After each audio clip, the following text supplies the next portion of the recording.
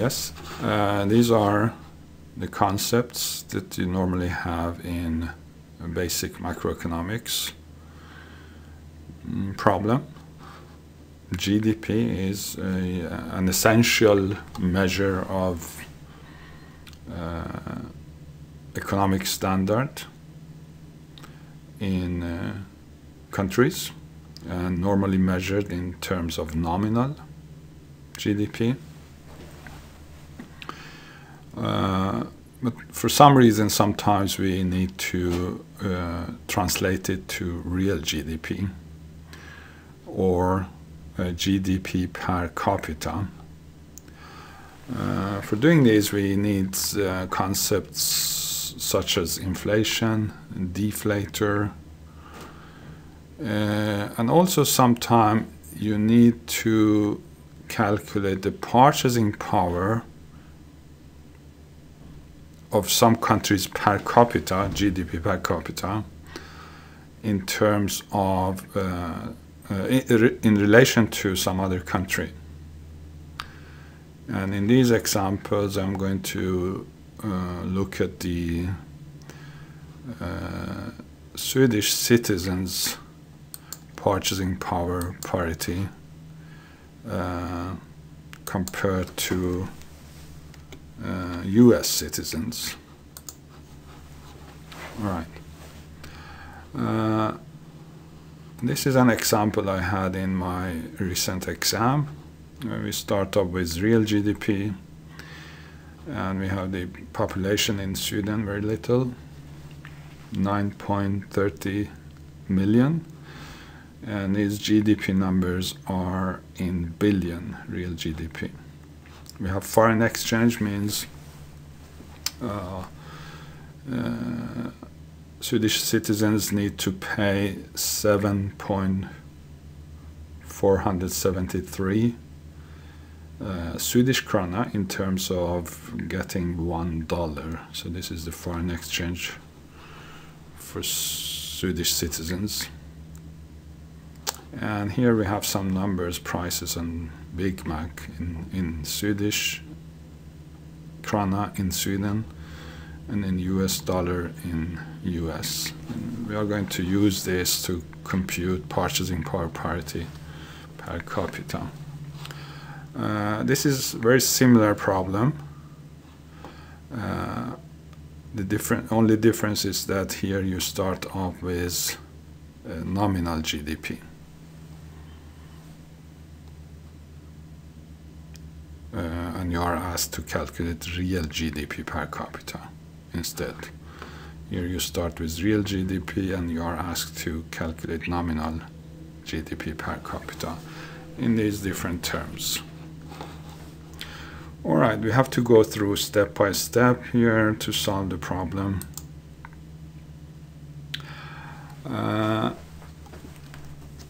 There is a relationship between nominal and real GDP, and this is the relationship. If you have nominal GDP, you calculate deflator, and then the ratio between these two numbers gives you the real GDP. If you have real GDP, you multiply it by deflator, you get nominal GDP. That's actually the case of the first problem here we had, and here is the second problem we had previously. All right, but in both cases you see that you have the term deflator, and you wonder what this is and how you calculate it. It's actually a number coming from inflation numbers, so you need to have a series of inflations in order to calculate deflators. And this is the formula for calculation of deflator. But it is a custom, and it's simple to start off the first time series you have, first date, you put the deflator equal to 1. That's a good idea to do that, because then you are calculating your GDP in terms of money value at this time. So otherwise you use this formula. Deflator for each period is equal to deflator 1 period back times 1 plus inflation in terms of decimal point. Here we have inflation in terms of percentage. You need to translate it into inflation in decimal point by dividing this number by 100. Alright, I already have calculated these deflators here, but I can erase this and redo the calculation. I start off with 1 as deflator for the first period, as I mentioned before. And the formula for deflator next year is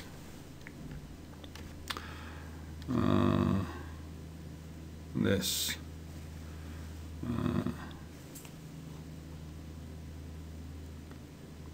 You take deflator 1 period back, which is equal to 1, and this times 1 plus. But here I need to divide the inflation I have for this period, 2008, and the cell reference is B34.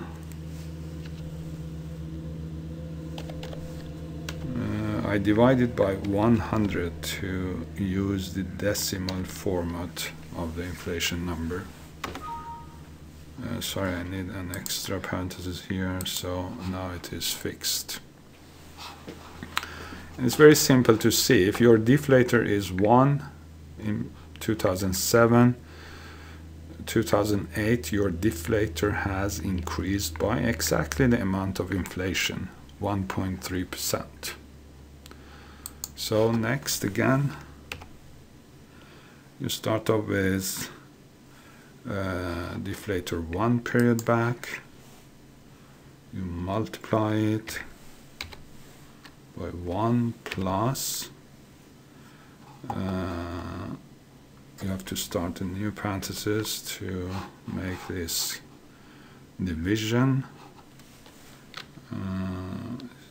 B35 this time.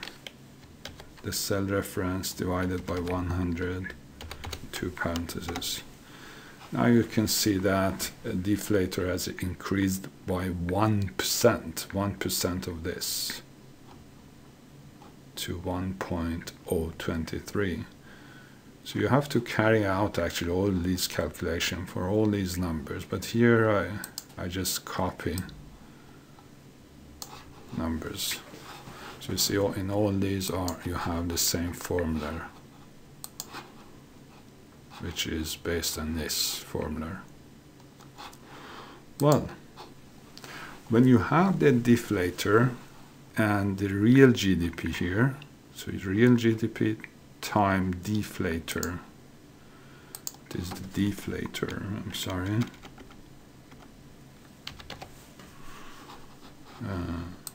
gives you the nominal GDP. So I have done this one, this time this, D 33 time C 33. So again I can show you exactly according to this formula. Real GDP time deflator. That's my nominal GDP. Okay.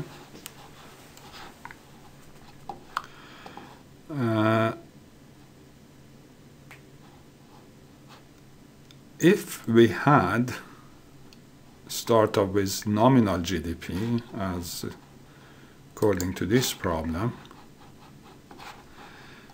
and we wanted to calculate real GDP, then we use this formula. That is nominal GDP divided by deflator. So nominal GDP is G33, this cell, divided by the deflator, that's C33, this one. So we can do it again here using this formula, and this is the nominal GDP divided by the deflator. That's it. So you see, this is exactly as this. I can retrieve my numbers, real GDP, by dividing the nominal GDP by deflator. So from a mathematical point of view, it's very clear actually.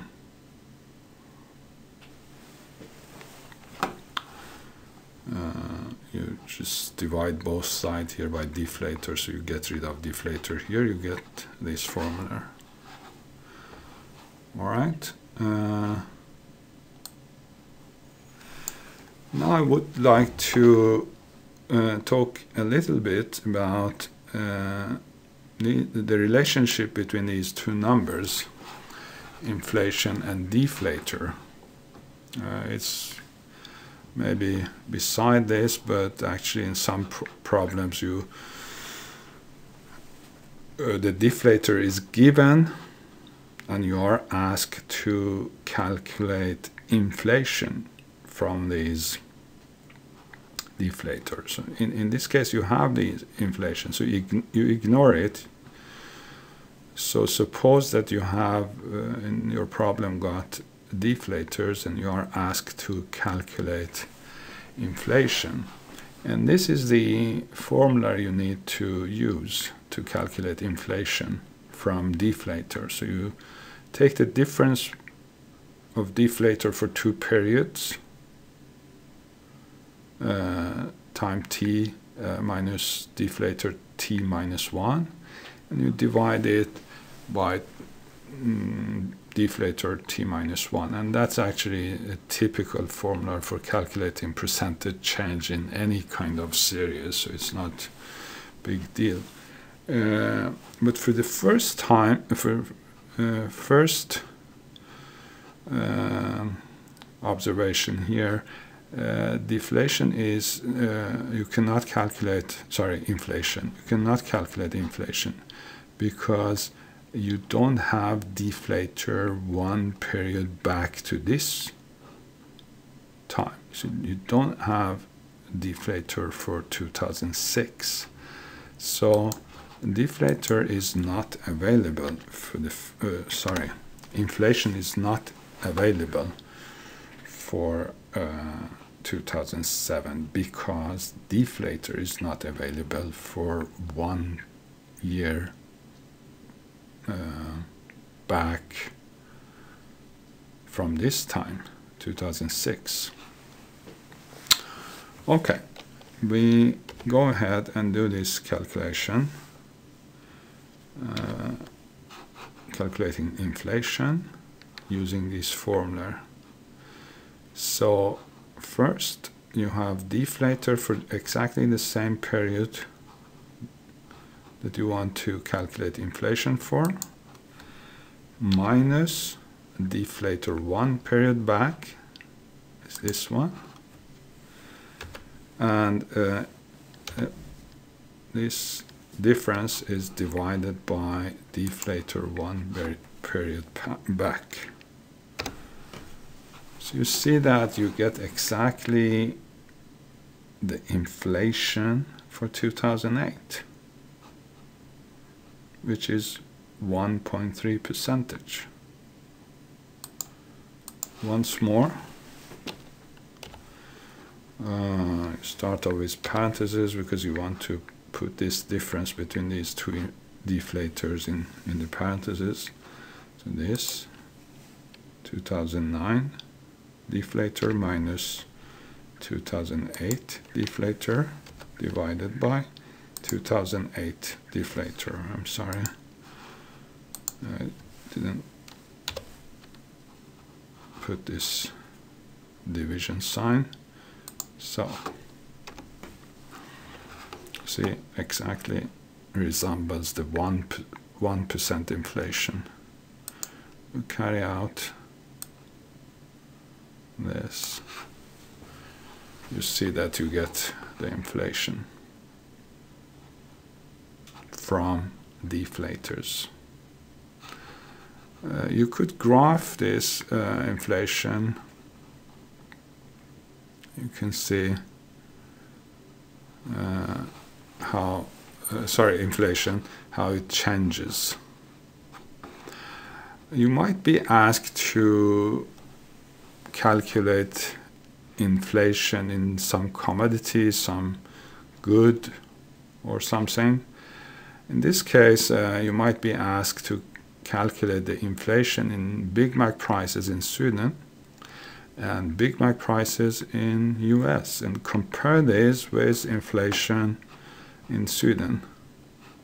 So I'm going to use exactly the same kind of formula, but I'm not going to have deflators here. Instead, it's the price of Big Mac one period, this period, minus price of Big Mac one period back, divided by price of Big Mac one period back. And here the price inflation for Big Mac in Sweden is not available because we don't have price for Big Mac in Swedish krona in 2006, so not available.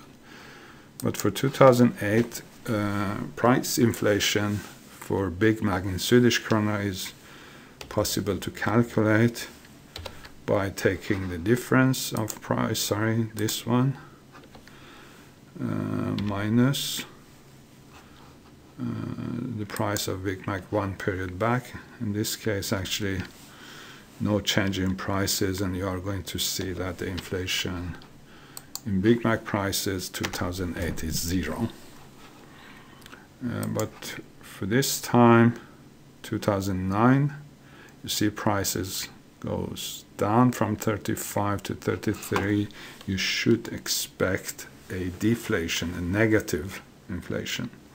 So again, we start off by calculating the difference of price 2009 minus price 2008 divided by price 2008. So you see the deflation 5%, 5.7.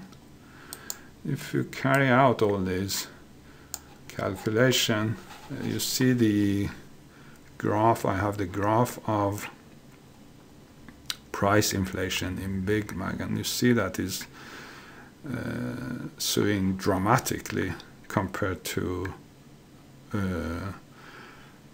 inflation based on consumer price index that these are.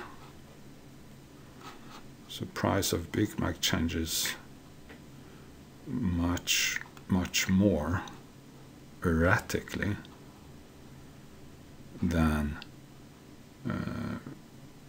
regular inflation. We can calculate the price inflation in Big Mac in US dollar. See what happens. Just I think it's good to exercise this formula to see that you first need to calculate the difference in price between two periods.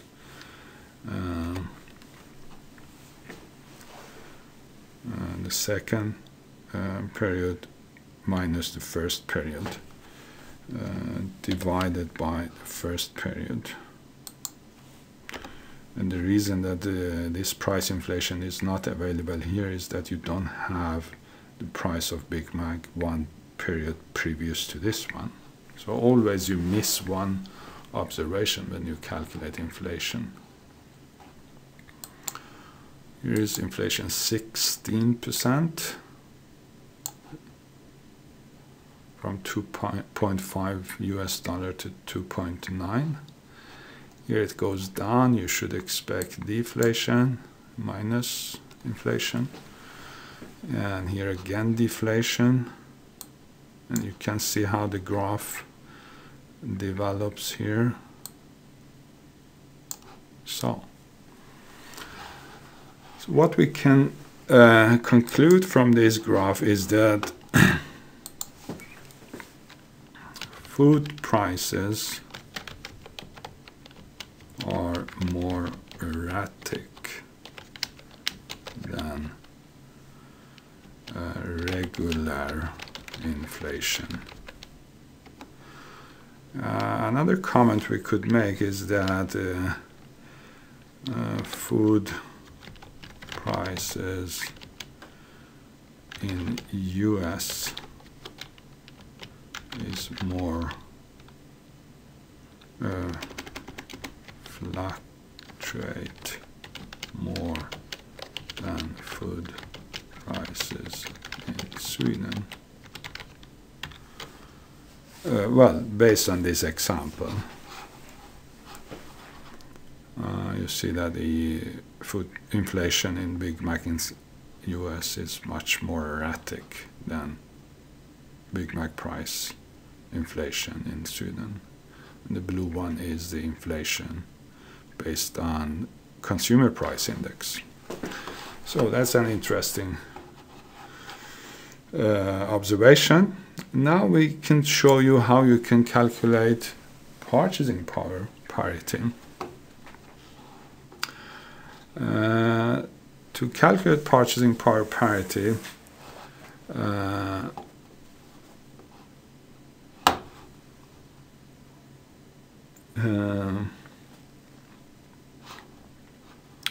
you can use what a Big Mac cost in two different countries. Here in Sweden and here in US. And if I make divide this by this, I get 14. This is called the Swedish purchasing power foreign exchange. You could actually compare this with foreign exchange that we have here. I can just copy this and put it somewhere here.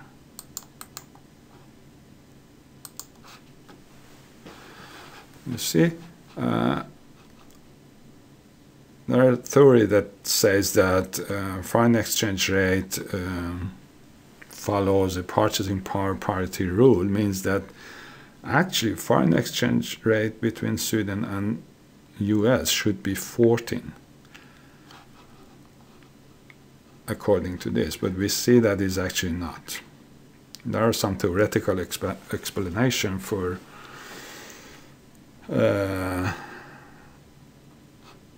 these differences, but we don't talk about that right now. We just observe that the purchasing power foreign exchange rate is the difference between these two prices for Big Mac. And actually, it's quite standard for economists to use Big Mac prices to calculate purchasing power parity, just to get some idea. Anyway, I can do again a calculation. Here is this Big Mac price in Swedish krona divided by Big Mac price in US dollar. You get a new purchasing power parity. Foreign exchange rate is 12. You see, of course, this swings much more than real foreign exchange rates. So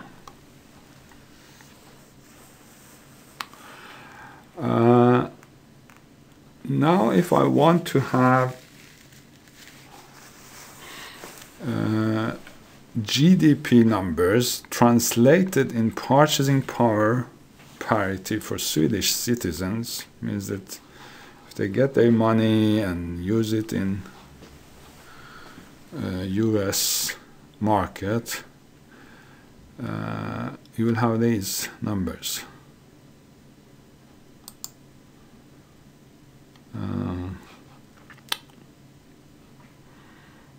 You divide real GDP by this foreign exchange, you get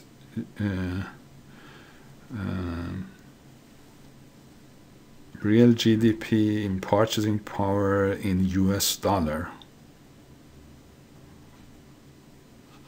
So here is, you use the nominal GDP divided by this number, you see.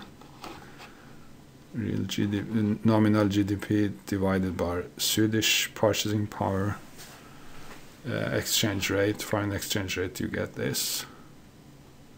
So I just can copy through. You can see that in purchasing power parity for Swedish citizen in US, you can say in US market,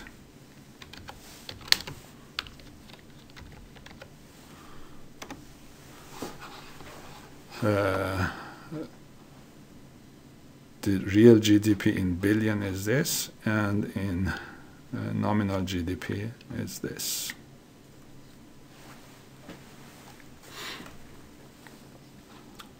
All right. Now, eventually, we can calculate, we can try to answer this question, compute nominal GDP per capita in Swedish krona, US dollar, and in purchasing power parity for Swedish citizens. And also, I'm going to calculate real GDP per capita if we start off from this question. And here you see that we have nominal GDP in billion Swedish krona, real GDP in billion Swedish krona. Here we have in purchasing power parity.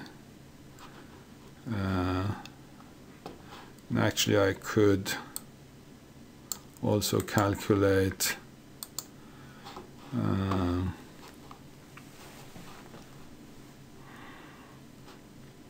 nominal GDP and real GDP in US dollar. I think I can do it here. I have this foreign exchange rate here. So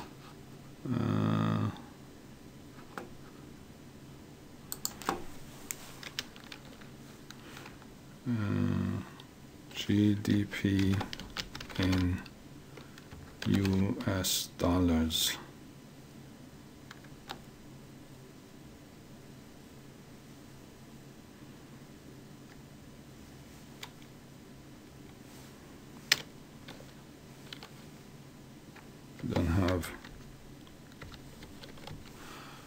I don't have the dollar sign here, so I write it as US dollars. And also maybe I should indicate the Swedish.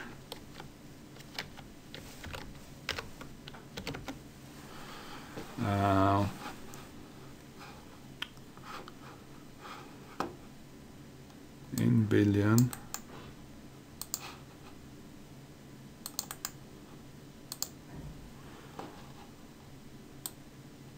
Real GDP and nominal GDP. So I use here the real GDP number and I divide it by current exchange rate this time, not by purchasing power foreign exchange rate, but by this one. So I get this.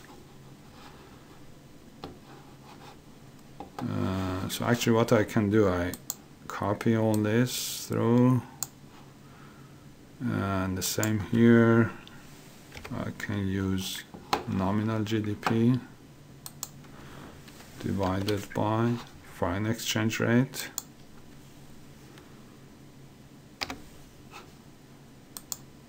This is nominal.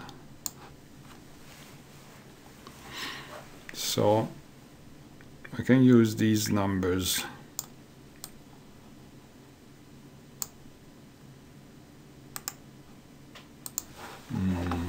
here.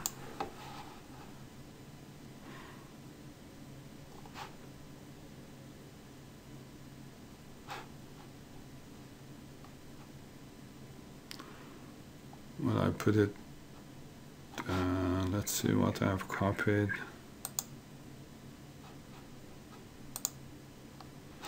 From up here, I put it here then.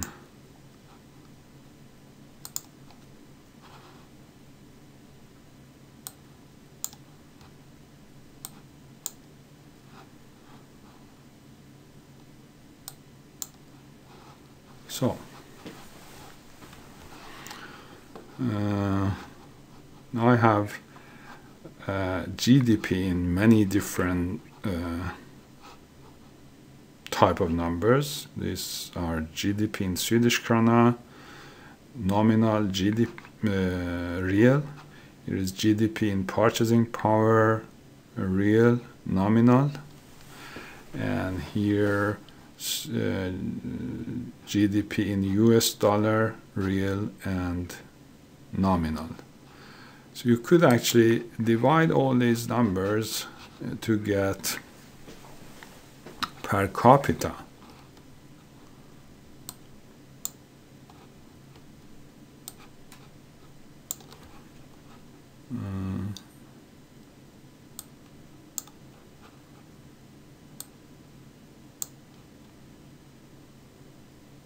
So I'm going to add another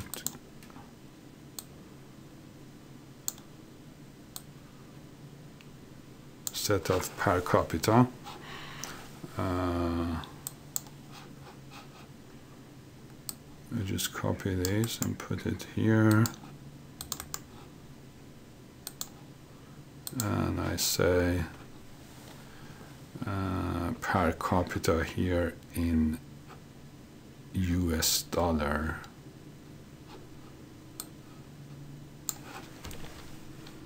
Swedish per capita in US dollar. Right? So I have done the first calculation here.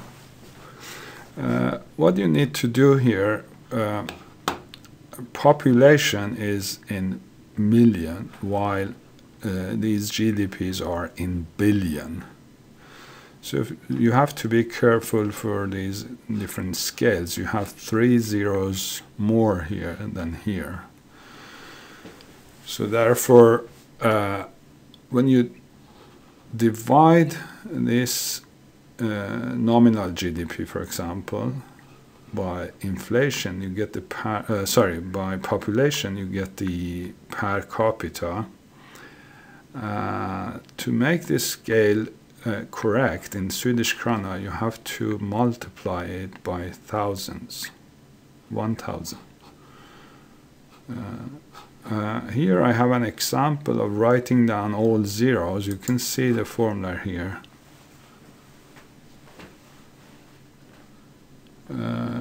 2 trillion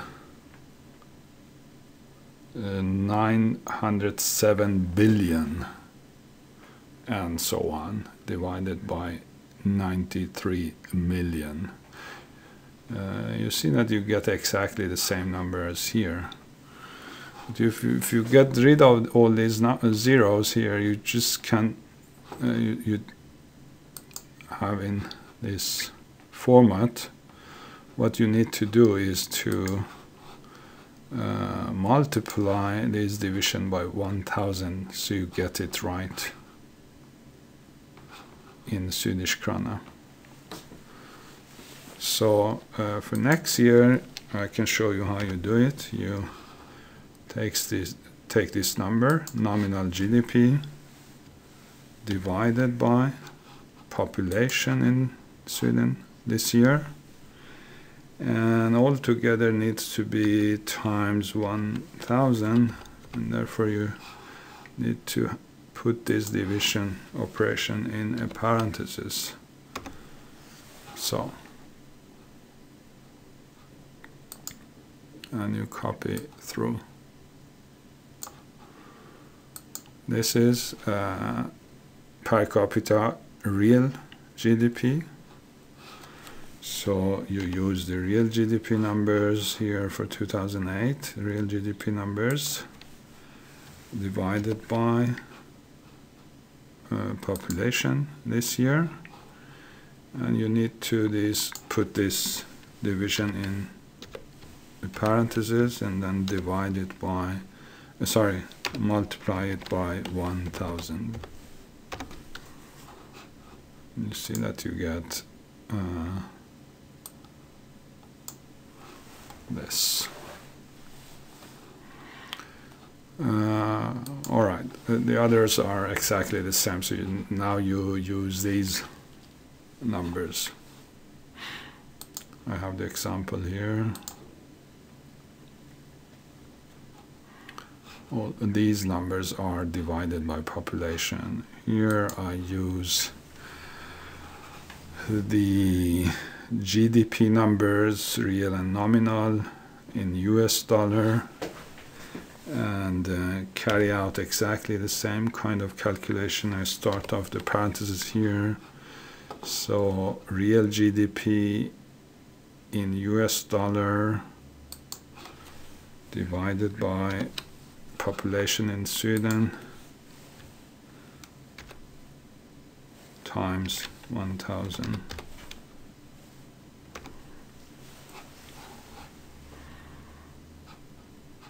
And here is per capita in US dollar in real terms.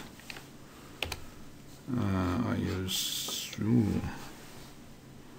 it's the other way around. So this was real first, so I just put it right here. I move this here.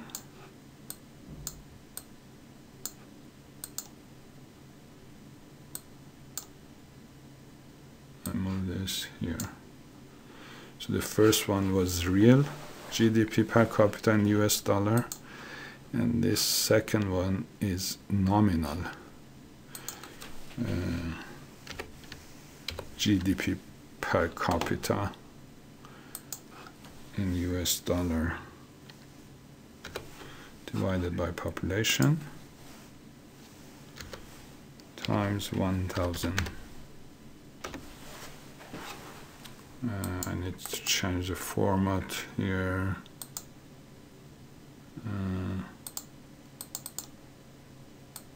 All of these. So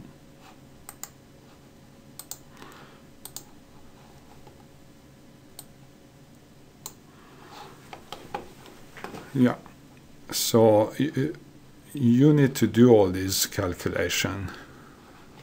You get this number divided population by population times 100 and so on. But here I just go on and copy through, so you have the answers. Well, I hope you have got something out of it.